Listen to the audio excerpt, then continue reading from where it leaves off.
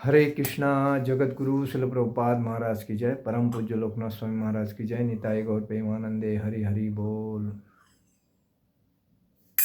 आप सभी का आज के लेक्चर में हार्दिक स्वागत।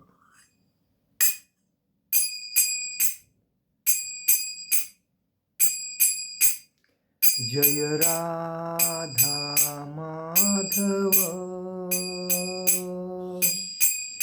कुंज विहारी,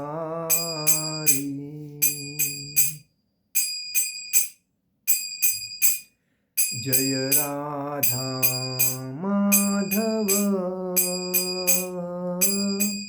कुंज विहारी।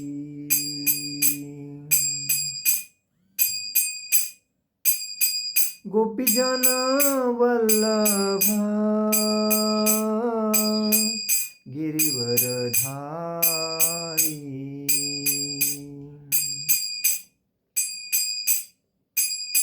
गोपीजन वल्लभ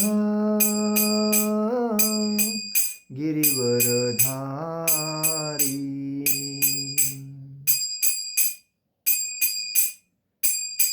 यशोदानंदन ब्रज जनरंजन, यशोदानंदन ब्रज जनरंजन। यमुना तीरावण चारी, यमुना तीरावन चारी। जय राधा माधव कुंज विहारी।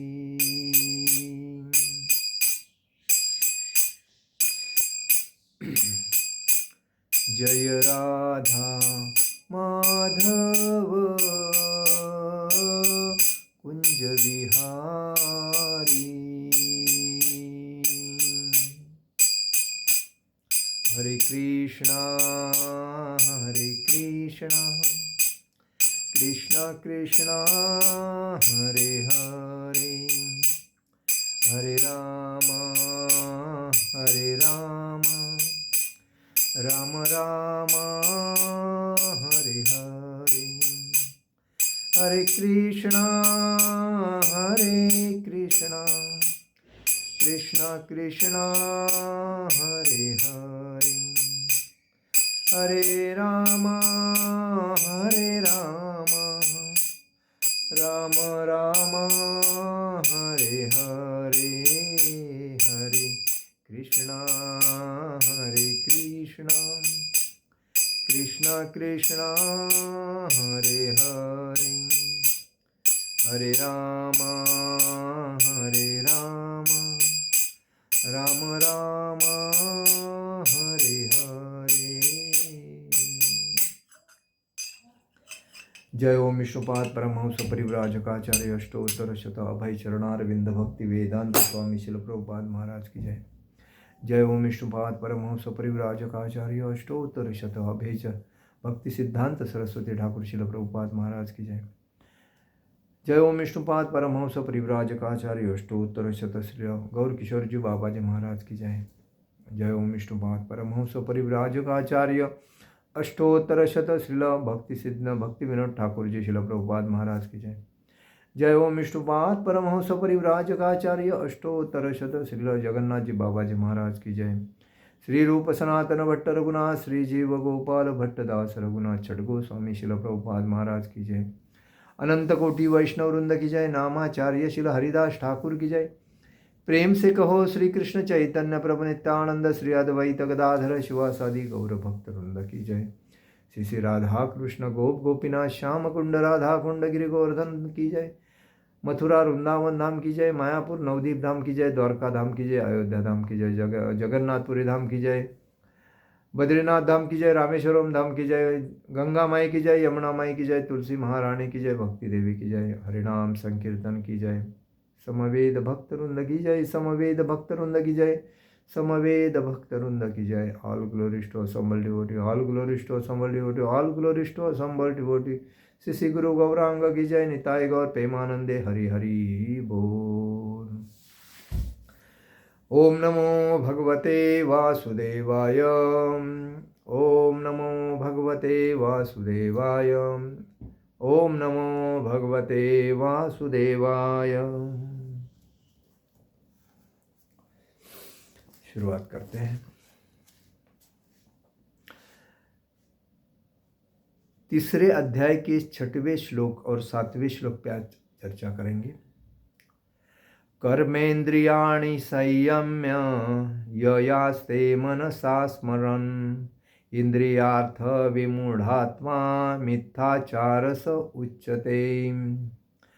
कर्मेन्द्रियाणि संयम्य यया आस्ते मनसा स्मरन् इंद्रियार्थ विमूढ़ात्मा मिथ्याचारस उच्यते।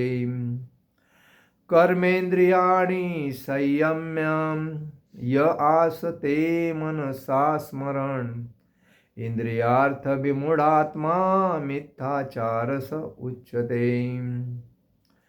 कर्मेन्द्रियाणि पांचों कर्मेंद्रियों को संयम्य वश में करके, यह म्हणजे जो, आस्ते म्हणजे रहता है, मनसा मन से, स्मरण सोचता हुआ, इंद्रिय अर्थान इंद्रिया विषयों को, विमूढ़ मूर्ख, आत्मा जीव, मिथ्याचार दंभो, स म्हणजे वह, उच्चते म्हणजे कहलाता है। अनुवाद: जो कर्मेंद्रियों को वश में तो करता है, किंतु जिसका मन इंद्रिय विषयों का चिंतन करता रहता है, वह निश्चित रूप से स्वयं को धोखा देता है और मिथ्याचारी कहलाता है। तात्पर्य में शिल प्रभुपाद जी लिखते हैं, शिल प्रभुपाद महाराज की जय। ऐसे अनेक मिथ्याचारी व्यक्ति होते हैं जो कृष्ण भावनामृत में कार्य तो नहीं करते, किंतु ध्यान का दिखावा करते हैं, जबकि वास्तव में वे मन में इंद्रिय भोग का चिंतन करते रहते हैं। ऐसे लोग अपने अबोध शिष्यों को बहकाने के लिए शुष्क दर्शन के विषय में भी व्याख्यान दे सकते हैं, किंतु इस श्लोक के अनुसार वे सबसे बड़े धूर्त है। इंद्रिय सुख के लिए किसी भी आश्रम में रहकर कर्म किया जा सकता है, किंतु यदि उस विशिष्ट पद का उपयोग विधि विधानों के पालन में किया जाए तो व्यक्ति की क्रमशः आत्मशुद्धि हो सकती है। किंतु जो अपने को योगी बताते हुए इंद्रिय तृप्ति के विषयों की खोज में लगा रहता है, वह सबसे बड़ा धूर्त है। भले ही वह कभी कभी दर्शन का उपदेश क्यों न दे, उसका ज्ञान व्यर्थ है, क्योंकि ऐसे पापी पुरुष के ज्ञान से के सारे फल भगवान की माया द्वारा हर लिए जाते हैं। ऐसे धूर्त का चित्त सदैव अशुद्ध रहता है, अतएव उसके यौगिक ध्यान का कोई अर्थ नहीं होता। यस्तिन्द्रियाणि मनसा नियम्यारम्भतेऽर्जुन कर्मेन्द्रिय कर्मयोगम्य सक्त स विशिष्यते। यस्तिन्द्रियाणि मनसा नियमारम्भतेऽर्जुन कर्मेन्द्रिये कर्मयोगम मस्त स विशिष्यते। यह म्हणजे जो, तू म्हणजे लेकिन, इंद्रियाणी इंद्रियों को मनसा मन के द्वारा नियम्य वश में करके, आरभते म्हणजे प्रारंभ करता है। अर्जुन, हे अर्जुन, कर्मेन इंद्रिये कर्मेंद्रियों से, कर्म योगम भक्ति, असक्त अनासक्त, स म्हणजे वह, विशिष्यते श्रेष्ठ है। अनुवाद: दूसरी ओर यदि कोई निष्ठावान व्यक्ति अपने मन के द्वारा कर्मेंद्रियों को वश में करने का प्रयत्न करता है और बिना किसी आसक्ति के कर्मयोग कृष्ण भावनामृत में प्रारंभ करता है, तो वह अति उत्कृष्ट है। तात्पर्य में श्रील प्रभुपाद जी लिखते हैं, लंपट जीवन और इंद्रिय सुख के लिए छन्न योगी का मिथ्या वेश धारण करने की अपेक्षा अपने कर्म में लगे रहकर जीवन लक्ष्य को, जो भवबंधन से मुक्त होकर भगवत धाम को जाना है, प्राप्त करने के लिए कर्म करते रहना अधिक श्रेयस्कर है। प्रमुख स्वार्थ गति तो विष्णु के पास जाना है। संपूर्ण वर्णाश्रम धर्म का उद्देश्य इसी जीवन लक्ष्य की प्राप्ति है। एक गृहस्थ भी कृष्ण भावनामृत में नियमित सेवा करके इस लक्ष्य तक पहुंच सकता है। आत्म साक्षात्कार के लिए मनुष्य शास्त्रानुमोदित संयमित जीवन बिता सकता है और अनासक्त भाव से अपना कार्य कर सकता है। इस प्रकार वह प्रगति कर सकता है। जो निष्ठावान व्यक्ति इस विधि का पालन करता है वह उस पाखंडी धूर्त से कहीं श्रेष्ठ है। जो अबोध जनता को ठगने के लिए दिखावटी आध्यात्मिकता का जामा धारण करता है, जीविका के लिए ध्यान धरने वाले प्रवंचक ध्यानी की अपेक्षा सड़क पर झाड़ू लगाने वाला निष्ठावान व्यक्ति कहीं अच्छा है। ओम अज्ञानतिमिरान्धस्य ज्ञानाञ्जनशलाकयां चक्षुरुन्मीलितेन तस्मै श्रीगुरुवे नमः। श्रीचैतन्यमनोभीष्टं स्थापितं येन भूतले स्वयं रूपकदा मह्यं ददाति स्वपदान्तिकं। वन्देऽहं श्रीगुरु श्रीयुपदकमलं श्रीगुरुवैष्णवांचं श्रीरूपं साग्रजातं सहगण रघुनाथामतं तं सजीवं साद्वैतं सावधूतं परिजनसहितं कृष्णचैतन्यदेवं श्रीराधाकृष्णपादान् सहगण ललिता श्रीविशाखान्वितांचं। हे कृष्ण करुणा सिंधु दीनबंधु जगतपते गोपेश गोपिकाकांत राधाकांत नमोस्तुते। तप्त कांचन गौरांगी राधे वृंदावनेश्वरी विश्वभानुसुते देवी प्रणमामि हरिप्रिये। वाञ्छा कल्पतरुभ्यश्च कृपा सिन्धुवे भवच पतितानां पावनेभ्यो वैष्णवेभ्यो नमो नमः। नमो ब्राह्मण देवाय गो ब्राह्मण हिताय स जगद्हिताय कृष्णाय गोविंदाय नमो नमः। गुरुवे गौरचंद्राय राधिकाय तदालये कृष्णाय कृष्ण भक्ताय तदभक्ताय नमो नमः। जय श्री कृष्ण चैतन्य प्रभु नित्यानंद श्री अद्वैत गदाधर शिवासादि गौर भक्तवृंद। हरे कृष्ण कृष्ण कृष्ण हरे हरे, हरे राम राम राम हरे हरे। हरे कृष्ण कृष्ण कृष्ण हरे हरे, हरे राम राम राम हरे हरे। हरे कृष्ण कृष्ण कृष्ण हरे हरे, हरे राम राम राम हरे हरे। श्री गौर निताय, श्री कृष्ण बलराम, श्री ललिता विशाखा राधा श्याम सुंदर, श्री जगन्नाथ सुभद्रा बलदेव जी भगवान की जय। हरे कृष्णा। देखिए इसमें कहा है कर्मेंद्रियाणि संयम्य य आसते मनसा स्मरण इंद्रियार्थ विमूढ़ात्मा मिथ्याचार से उच्यते। जो कर्मेंद्रियों को वश में तो करता है किंतु जिसका मन इंद्रिय विषयों का चिंतन करता है वह निश्चित रूप से स्वयं को धोखा देता है और मिथ्याचारी कहलाता है। देखिए कर्मेंद्रिय, हमारी जे कर्मेंद्रिय जो है तो इसमें बताया है कर्म करने से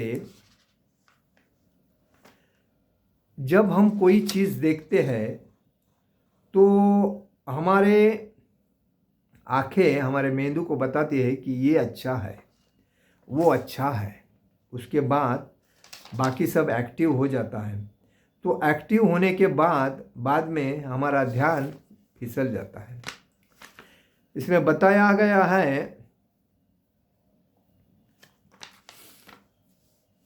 हमारा जो शरीर बना है क्षिति पृथ्वी जल अग्नि वायु और आकाश 5 तत्वों से, इसे महाभूत बोलते हैं। 5 महाभूत से अपना शरीर बना है। इसीलिए हमारा शरीर है यही रहता है। उसमें से आत्मा जो है वो चेतना उस शरीर को छोड़ के दूसरे शरीर में जाती है। अगर वो शुद्ध भक्त है तो वो भागवत धाम में जाता है। उसमें 5 इंद्रियां जो है तो उसमें ये बताया है, मतलब वाक्य, पानी, पाद, वायु, मलद्वार मतलब उपस्थ जनेन्द्रिय, एक हाथ है, पाँव है, मलद्वार है और जनेन्द्रिय है। 5 ज्ञानेंद्रिया है हमारे शरीर में। वो कौन से है? आँख है, कान है, जीवा है, नाक है और त्वचा है। ये हमें ज्ञान देती है। आँखों ने देखने के बाद वो मेंदू को बताने के बाद, कान सुनने के बाद मेंदू को बताता है, जीवा टेस्ट करने के बाद मेंदू को बताता है, नाक स्वाद लेने सुगंध लेने के बाद मेंदू को बताता है। उसके बाद त्वचा जो है वो स्पर्श करने के बाद अपने मेंदू को बताता है।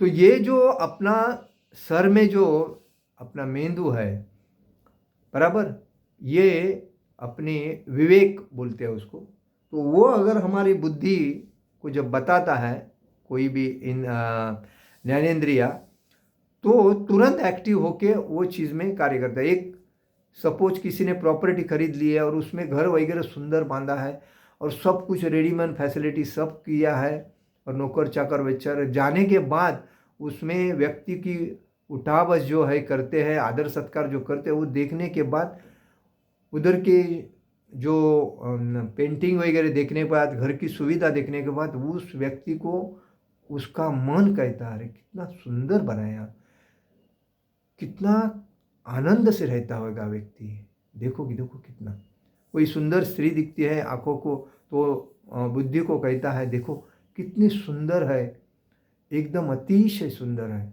ओ अतिशय सुंदर है। तो ये जो चीज़ है इंद्रिया, तो बाद में इंद्रिया एक्टिव हो जाती है उसमें से। और उसमें दूसरी है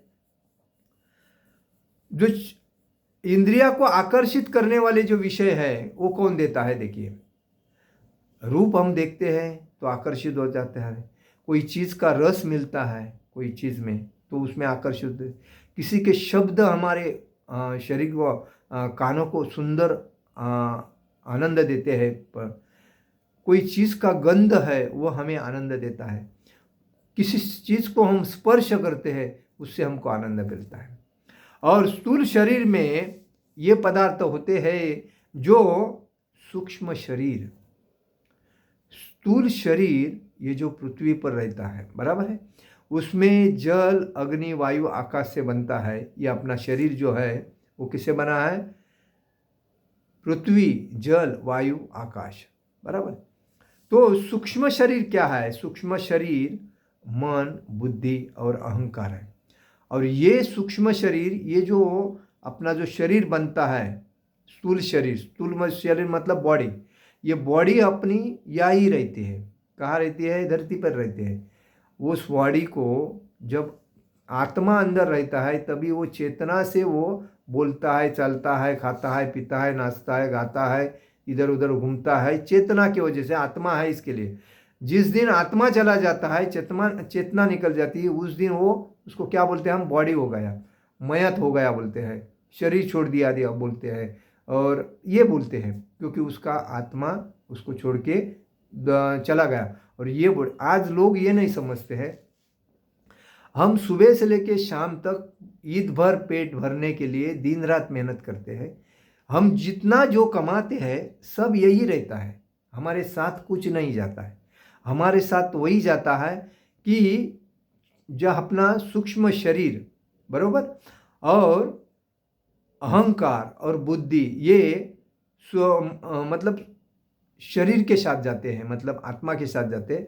वो अगर उसका विचार मरने के वक्त उसके विचार दिमाग में कौन सा था तो वो शरीर उसको प्राप्त होता है। योनि तो हजारों है, जैसा शोरूम में जाने के बाद अलग अलग क्वालिटी का हमें सब कुछ मिलता है। अभी मॉल में जाते हैं तो मॉल में बहुत कुछ भरा रहता है, तो हमें जो चाहिए वो हम लेते हैं। वैसा ही ये शरीर का और आत्मा का सिद्धांत है। आत्मा जो हमारा भक्ति में अगर रहता है और हरे कृष्ण महामंत्र का कृष्ण भावना भावित रह के हरे कृष्ण महामंत्र का जप करते करते अगर शरीर छोड़ता है, वो सीधा back to God home, direct भगवान के घर में जाता है, धाम में, जिधर से पहला आया था। लेकिन वो माया के जाल में फंसा है, पद प्रतिष्ठा प्रसिद्धि संपत्ति परस्त्री, इसमें फंसा है। सुंदर कार, सुंदर पत्नी, सुंदर प्रॉपर्टी, बैंक बैलेंस, और कोई इच्छा है इधर प्रॉपर्टी लेना है, उधर प्रॉपर्टी लेना है, इसमें रह के अगर उसको अटैक आता है, वो आदमी किधर जाएगा? वापिस कोई योनि में आएगा।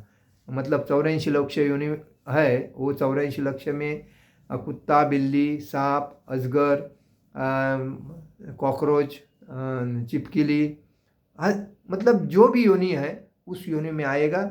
और वो अभी देखिए कोई कोई जूना जो घर रहता है, उस घर में पहले शरीर छोड़ के जो जाते हैं लोग, उनका ध्यान उस संपत्ति पे रहता है। उसमें जेवर रहते हैं, चांदी के सिक्के रहते हैं, गोल्ड रहता है, हीरे मोती रहते हैं।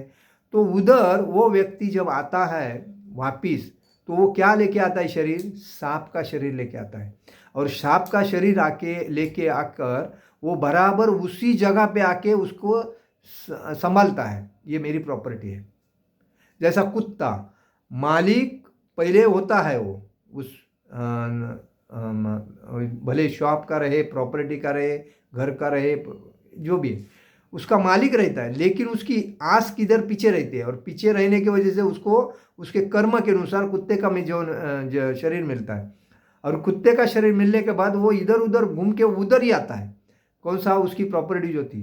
तो प्रॉपर्टी होने के बाद उधर आने के बाद वो उधर ताकता रहता है, मैंने इतनी मेहनत करके ये प्रॉपर्टी जमाई थी। लेकिन उसके बच्चे को ये नहीं समझता ये कुत्ता जो है मेरा पहले पिताजी था, और वो पिताजी अपना कुत्ते का रूप लेके आके ये दरवाजे पे बैठ रहा है, इसका मेरे को सेवा करना चाहिए। वो नहीं करता है, हट चल, ऐसा डंडा मार मार के उसको भगाता है। क्यों? वो पहचानता नहीं ये मेरा बाप था पहला, क्योंकि उसका शरीर बदली हुआ, क्योंकि इसने पहले ज़माने में मेहनत की, इसलिए अभी उस बच्चे को मिल रही। तो यही इस जीवन में हो रहा है सबके साथ। और जो आज लोग दिन रात मेहनत करके पत्नी के लिए, बच्चों के लिए और रिलेटिव के लिए, हितचिंतक के लिए जो पैसा कमा के जो रख रहे हैं, उनका वही हाल है। कोई किसको पहचानता नहीं। इसलिए कहा जाता है ब्रह्मचारी, गृहस्थ, वानप्रस्थ, सन्यासी, ये जो 4 आश्रम है, वो 4 आश्रम में अपने को जितना चाहिए, ईशावादम इदम सर्वम यत् किंची जगता जगत, ये सब जो सृष्टि में जितना आपको जो दिखता है, मुझे ये चाहिए, मुझे वो चाहिए, ये सब भगवान ने बनाया है अपने लिए। लेकिन आपको भगवान ने इस संसार में भेजा है, तो उतना ही ले लो जितना आपको योग्यता के अनुसार मिल रहा है, आवश्यक है उतना, और बाकी वैसा ही छोड़ दो, उसकी अपेक्षा मत करो। आज देखो, जिसको अधिकारी का पद मिलता है सरकार में, और मंत्री होता है या कोई अधिकारी होता है, तो वो ऐसा कमाता है, कम से कम 7 पीढ़ी कमाने की ज़रूरत नहीं, 7 पीढ़ी का बना कर रखता है। अभी परसों देखा, एक के घर में ऑफिसर के पत्नी ऑफिसर, पति ऑफिसर, उसके घर में इतनी प्रॉपर मतलब पैसा मिला, मशीन गर्म हो गई पैसा काउंटिंग करते करते लोग हैरान हो गए, घर के अंदर इतना पैसा। अगर वही पैसा समाज के लिए अगर यूज़ होता तो उस व्यक्ति को पुण्य मिलता, लेकिन वो चोर था, उसने सब लोगों का पैसा अपने घर में रख के खुद को अमीर समझता रहा। इस अमीर को कोई वैल्यू नहीं है। इसीलिए कहते हैं इस अध्याय में, जो व्यक्ति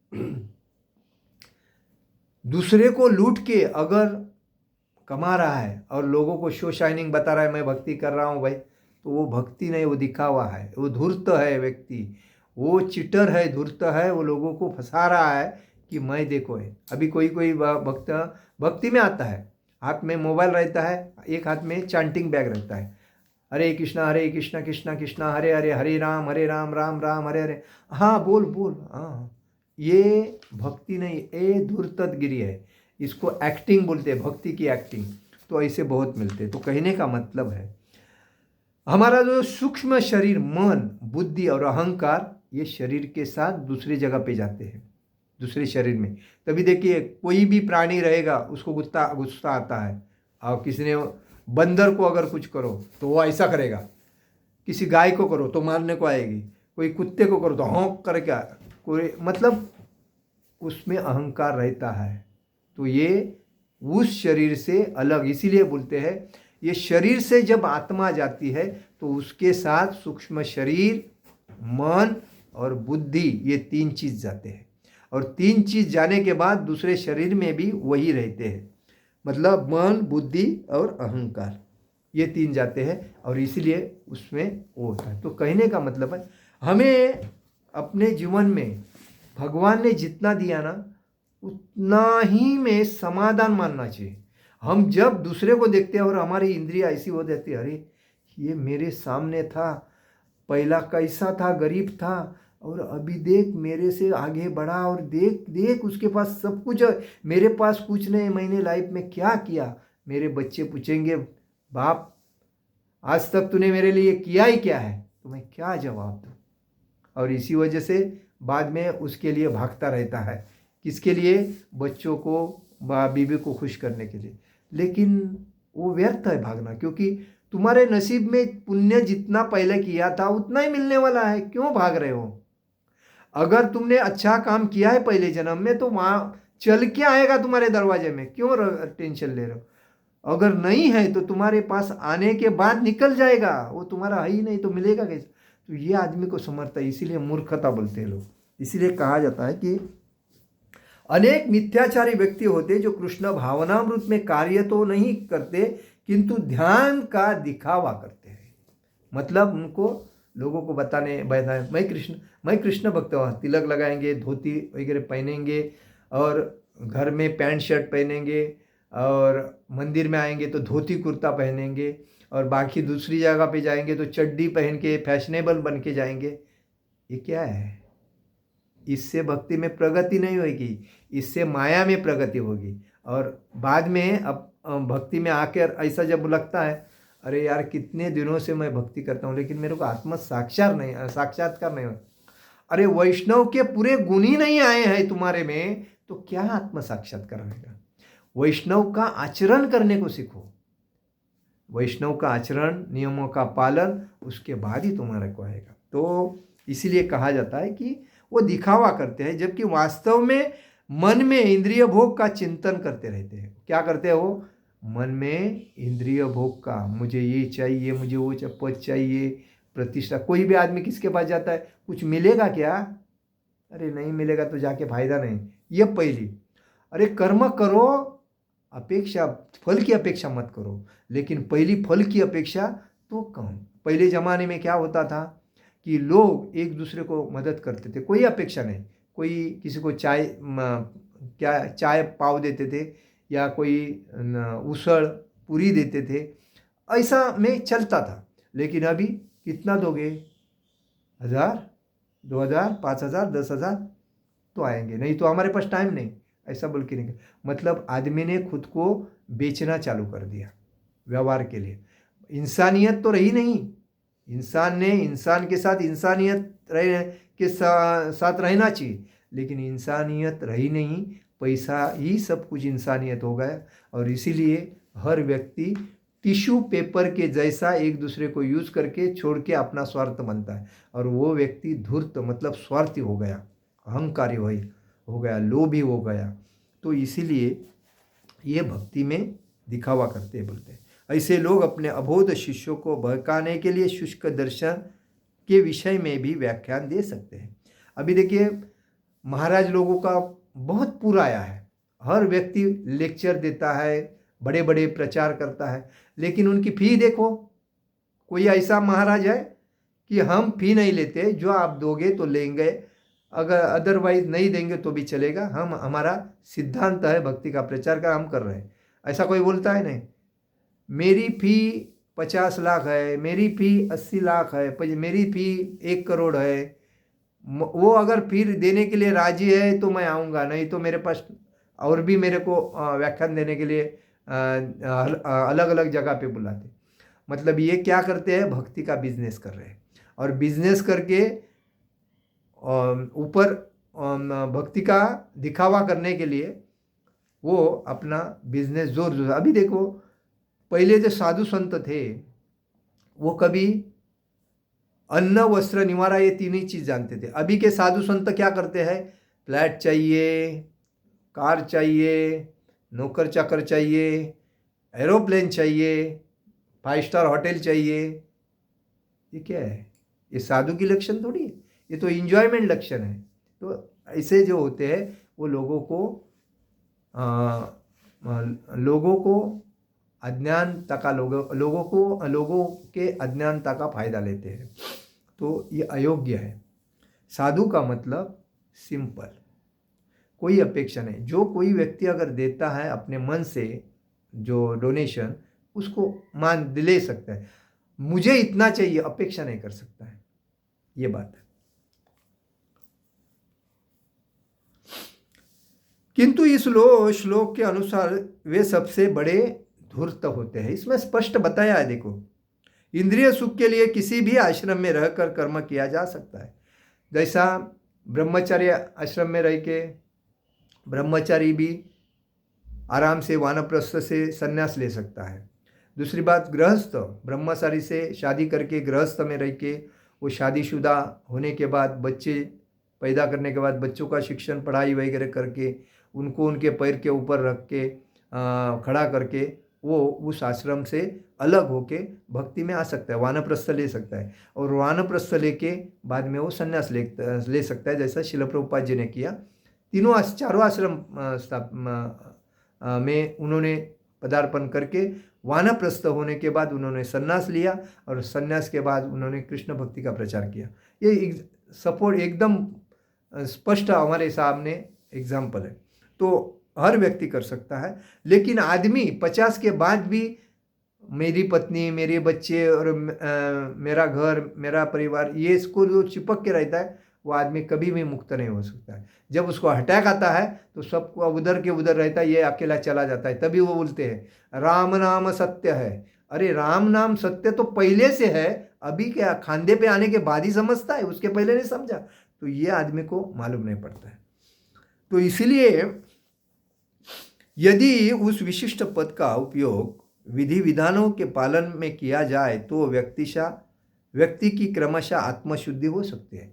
योग्य टाइम पे, जब हमारे बच्चे अगर पैरों के ऊपर खड़ा रह के अपना पेट संभाल रहे हैं, हमको उनको पैसा देने का अपनी जवाबदारी फिनिश हो गई, अभी साइड हो जाओ और आश्रम स्थापित करो। वानप्रस्थ में पहले वन में जाते थे, अभी वानप्रस्थ में कोई मंदिर को ज्वाइन होके उसमें जाके उधर आराम से रह के भक्ति कर सकता है। तो उसका आत्मशुद्धि हो सकती है। किंतु जो अपने को योगी बताते हुए भी इंद्रिय तृप्ति के विषयों में की खोज में लगा रहता है, वह सबसे बड़ा धूर्त है। कोई साधु योगी भक्ति में आते हैं, भक्ति में आने के बाद उनको जब ऐसा लगता है यार इधर से पैसा मिलता है उसके पीछे, यार इधर से सुंदर सुंदर स्त्रियां मिल रहे उसके पीछे, यार उसने रूम बेचा तो उसका कमीशन मिलता है उसके पीछे, ये जो ऐसा जो व्यवहार करते हैं ये बहुत धूर्त मूर्ख रहते हैं, क्योंकि वो भक्ति को बदनाम करते हैं भक्ति में आके। क्योंकि उनके इंद्रिय, इनका ध्यान क्या रहता है, कुछ मिलना चाहिए। लेकिन भक्ति करने वाले का, शुद्ध भक्त का ध्यान क्या होता है, मुझे भागवत धाम जाना है, मुझे कोई अपेक्षा नहीं, ये होता है।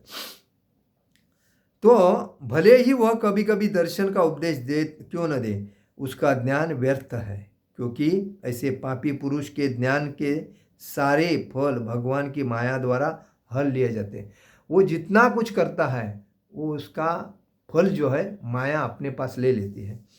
ऐसे धूर्त का चित्त सदैव अशुद्ध रहता। ऐसे जो धूर्त होते हैं, नाटक जो करते हैं भक्ति का और दिखावा करते हैं, वो धूर्त होने के बाद वो अतिशय उनका चित्त जो अंदर जो चित्त शुद्ध होना चाहिए वो चित्त शुद्ध नहीं होने की वजह से माया से भरा रहता है और वो अशुद्ध रहते हैं। तो यौगिक ध्यान का कोई अर्थ, ऐसे लोगों का अगर ध्यान धारणा भी करते हैं तो कोई उसका अर्थ नहीं है। और दूसरी बात, लंपट जीवन और इंद्रिय सुख के लिए छन्न योगी का मिथ्या वेश धारण करने की अपेक्षा अपने कर्म में लगे रहकर जीवन लक्ष्य को, जो भवबंधन से मुक्त होकर भगवत धाम को जाना है, प्राप्त करने के लिए कर्म करते रहना अधिक श्रेयस्कर है। देखिए, लंपट जो व्यक्ति होता है इंद्रिय सुख के लिए और योगी का वेश परिधान किया हुआ अपने कर्म में लगे रहकर जीवन लक्ष्य को भवबंधन से मुक्त होकर, कितना भी लोभी हो, कितना भी शरीर सुख के लिए लंपट हो, लेकिन वो सबको त्याग कर दिया और भक्ति में आ गया और सदैव भगवान का गुण रूप लीला में तल्लीन है, तो उसके लिए भगवत धाम जाना है। तो भवबंधन से मुक्त होकर वो भागवत धाम को जाना है, मतलब प्राप्त करने के लिए कर्म करते रहना अधिक श्रेयस्कर है।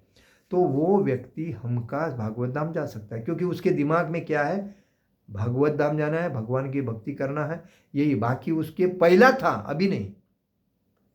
तो पहला था, उसने छोड़ दिया और अभी भक्ति में दृढ़ हो गया, तो उसका भागवत धाम जाना योग्य है। प्रमुख स्वार्थ गति तो विष्णु के पास जाना है। हर व्यक्ति का स्वार्थ, प्रमुख स्वार्थ क्या है, भगवान विष्णु के पास जाना है, मतलब गोलोक वृंदावन जाना है या भागवत धाम जाना, ये स्वार्थ है। वह संपूर्ण वर्णाश्रम धर्म का उद्देश्य जीवन लक्ष्य की प्राप्ति। पूर्ण वर्णाश्रम धर्म, सनातन वर्णाश्रम धर्म हमें क्या सिखाता है, सनातन वर्णाश्रम वैष्णव धर्म हमें क्या सिखाता है कि भगवान की प्राप्ति, भगवत धाम का प्रेम, भगवान का प्रेम और भागवत धाम की प्राप्ति। एक गृहस्थ भी कृष्ण भावनामृत में नियमित सेवा करके इस लक्ष्य तक पहुंच सकता है। मैं बोला अभी, गृहस्थ व्यक्ति सब मैंने कर दिया, अभी मुझे आगे कुछ कमाना नहीं है, बस बच्चे को बड़ा किया, उनकी शादी शुदा हो गई, उनके बाल बच्चे, अभी उनका जवाबदारी, मेरा जीवन मुक्त होगा, मुझे अभी वानप्रस्थ होना है। उसके बाद 1 रुपया कमाने की अपेक्षा नहीं करना चाहिए। जो भी है भगवान को समर्पित होके, जैसा भगवान रखेगा वैसा मैं रहूँगा, ये बात होनी चाहिए हर व्यक्ति में 50 साल के बाद। लेकिन आदमी माया में, जाल में ऐसा फंसता है कि बच्चा नहीं देखता है, लड़की नहीं देखती है, वो नहीं पूछता है, ये नहीं पूछता है, ऐसे एक दूसरे के उनी धुनी निकाल के दूसरे को डैमेज करके खुद ही अपसेट हो जाते हैं। बाद में काय की भक्ति और काय का मोक्ष, सब उसमें ही जाते, पुनर्स जन्म पुनर्स मरण, उसी में चक्कर में फंसे रहते। भगवान ने सही जन्म दिया है इंसान को, क्योंकि भागवत धाम आना 84 लक्ष घूम कर तकलीफ बहुत सहे हो, अभी इंसान का आपको जन्म दे रहा हूँ, तो वहाँ मेरी भक्ति करके मेरे धाम में आना, ये भगवान ने इसीलिए मनुष्य जीवन दिया। लेकिन हम लोग क्या करते, हम लोग मूर्ख है, जो माया के जाल में इंद्रिय सुख के फायदे के लिए हम लालायित रहते हैं और अपना जीवन का व्यर्थ गंवाते हैं। लक्ष्य तक पहुँचकर आत्म साक्षात्कार के लिए मनुष्य शास्त्रोनुमोदित मोदित संयमित जीवन बिता सकता है और अनासक्त भाव से अपना कार्य कर सकता है। इस प्रकार वह प्रगति कर सकता है। जो निष्ठावान व्यक्ति इस विधि का पालन करता है वह उस पाखंडी धूर्त से कहीं श्रेष्ठ है। निष्ठावान, निष्ठावान का मतलब एक निष्ठता से, मैं भगवान का सेवक हूँ, मुझे दिन रात सुबह से लेके शाम तक भगवान के लिए सेवा करनी है, मेरे लिए कुछ नहीं। जैसा छठ गोस्वामी ने, शिल भक्ति चैतन्य महाप्रभु ने उनको जो आदेश दिया, आपको वृंदावन में जाके जो राधा कृष्ण की जो लीलाएँ थी वो कहाँ लुप्त हो गई, उसको उजागर करना है, तो आप जाओ। उन्होंने सब अपनी जो प्रॉपर्टी, तभी के वो श्रीमंत थे, 550 साल पहले वो श्रीमंत थे, मुगलों के राज में वो मंत्री थे। उन्होंने अपनी प्रॉपर्टी 4 विभागों में बांट दी और बांटने के बाद वो सीधा एक धोती और कुर्ता, इसमें एक लोटा लेके सीधा वृंदावन की तरफ चले गए, गुरु का आदेश पकड़े। और यहाँ पेड़ के नीचे बैठ के उन्होंने ये नहीं सोचा कि मैंने इतनी प्रॉपर्टी कमाई, मैं इनको सबको बांट दिया, अभी मेरा जीवन कैसा चलेगा। जो माधुगिरी करके मिलती थी उसी में वो जीवन निकालते थे, कभी मेहनत नहीं की। लेकिन आज कोई कर सकता है? नहीं। लेकिन शिल प्रभुपाद जी को भगवान ने जो ज्ञान दिया, तो अपने गुरु ने आदेश दिया कि तुम विदेश में जाके भक्ति करो। तो विदेश में जाके अपने गुरु और भगवान के आदेश से उन्होंने भक्ति करके लोगों को भक्ति का प्रचार किया, और इसीलिए हम लोग आज भक्ति में हैं। नहीं तो हमको भी कैसा मालूम पड़ता था यहाँ भगवान कृष्ण, भगवान श्री कृष्ण क्या है, भक्ति कैसी करनी है, क्या है, मालूम नहीं पड़ता था। इसीलिए हम डेली भगवान लोगों को ओपनली फेसबुक में बता रहे कि आओ भक्ति करो, जीवन को सार्थक करो, अदरवाइज तुम्हारा जीवन व्यर्थ है, और भक्त बनो, क्योंकि भक्त बनने से आपका जीवन को योग्य मार्ग मिलेगा, मोक्ष मिलेगा, अदरवाइज आप जीवन व्यर्थ है। तो इसीलिए पाखंडी से जो निष्ठावान व्यक्ति विधि को पालन, नियमों को पालन करके हमेशा हरे कृष्ण महामंत्र का जप करता है, उसका जीवन योग्य है। अबोध जनता को ठगने के लिए दिखावटी आध्यात्मिकता का जामा धारण करता है। जीविका के लिए ध्यान धरने वाले प्रवंचक ध्यानी की अपेक्षा सड़क पर झाड़ू लगाने वाले निष्ठावान व्यक्ति की कहीं अच्छा होता है। मतलब कोई दिखावा करके जब लोगों को फंसाने का जो काम करता है तो अयोग्य है, लेकिन उससे बेटर है जो झाड़ू मारता है और अपना उदर निर्वाह करता है, वो उससे बेटर है। क्योंकि लोगों को फंसाकर अपना उदर निर्वाह नहीं करना चाहिए। जो एक निष्ठता से अपनी सेवा करके भगवान का नाम गुण रूप लीला का माध्यम से लोगों को ज्ञानी बना के भगवत धाम लेके जाना, यही हमारा मुख्य उद्देश्य होना चाहिए। हरे कृष्णा कृष्णा कृष्णा हरे हरे, हरे राम राम राम हरे हरे। जगत गुरु श्रील प्रभुपाद महाराज की जय। परम पूज्य लोकनाथ स्वामी महाराज की जय। निताय गौर प्रेमानंदे। हरि हरि बोल।